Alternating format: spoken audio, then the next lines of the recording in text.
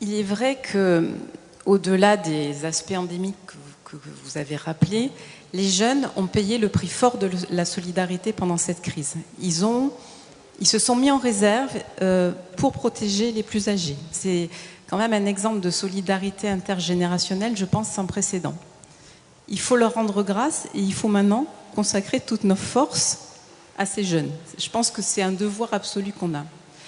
Alors, il y a des choses très importantes qui ont été faites. On a rappelé, le plan de relance est la principale.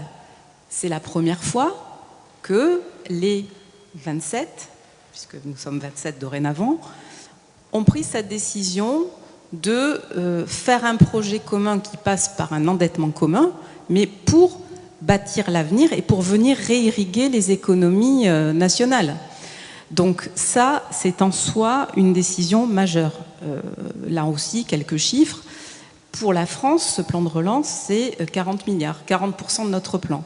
Et puis surtout, c'est des destinations. À quoi ça va servir? Parce que, bien sûr, il y a les remèdes qu'on va apporter immédiatement à la crise, sauver, intervenir pour la pauvreté, contre la faillite des entreprises, pour l'emploi. Mais il y a surtout l'investissement dans les secteurs d'avenir. On travaille depuis un certain temps sur les transitions écologiques, numériques.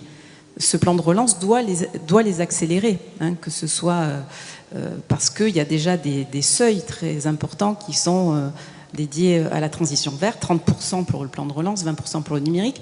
Je rappelle que la France quand même a haussé le curseur puisqu'on est à 55% pour les transitions vertes et à 25% pour le numérique. Ça, c'est la première chose. Deuxième chose, je parle en termes d'ambition. Il y a une ambition sociale qui est forte.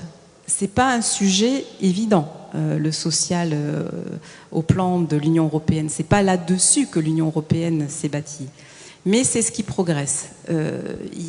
Hier ou avant-hier, parce qu'on est dans des grandes dates en ce moment, au sommet de Porto, les Portugais, donc, qui assurent la présidence du Conseil européen, se sont emparés de ce sujet.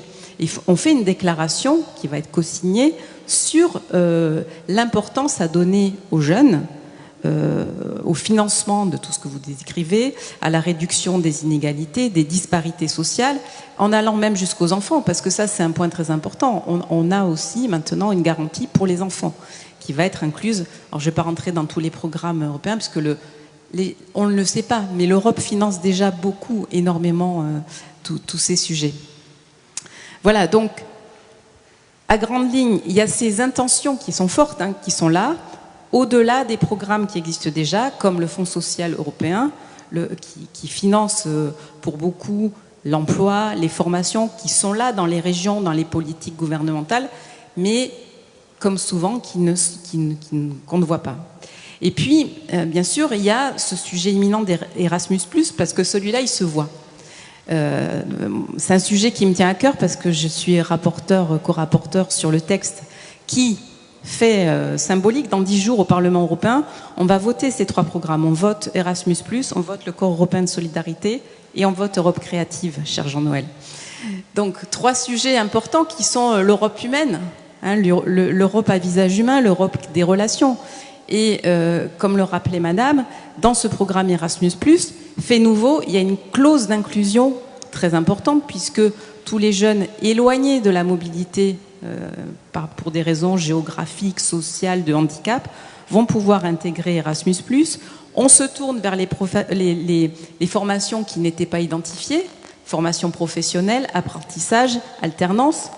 On est sur ce sujet de la mobilité européenne des apprentis, très importante, parce que c'est pourvoyeur d'emploi, c'est pourvoyeur de formation très qualifiée à l'échelle européenne.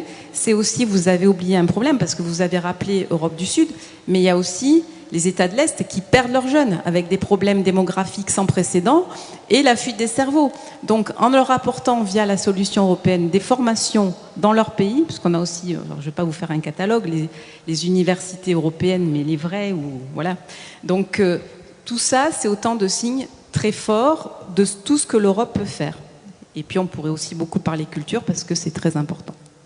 Première question qui est de Maya Belloun, à destination de Laurence Farran. Je garde mon micro. Bonjour Madame la députée européenne. Alors ma question est la suivante. Comment donner la parole aux jeunes citoyens européens qui souhaitent participer au débat public et ainsi leur permettre de s'impliquer davantage à la vie démocratique européenne? Aujourd'hui, la solution est toute trouvée. C'est-à-dire que le lancement de la conférence pour l'avenir de l'Europe répond tout à fait à cette ambition que d'associer tous les citoyens, et dans tous les citoyens, il y a bien sûr les jeunes. La conférence pour l'avenir de l'Europe, elle est en construction. Aujourd'hui, on a donné le coup d'envoi et maintenant, il va appartenir à chacun de s'en saisir. Alors, en tant que parlementaires, nous sommes nous-mêmes en train de faire des propositions pour dire comment nous pouvons ouvrir les choses. Et il est évident que votre participation est clé.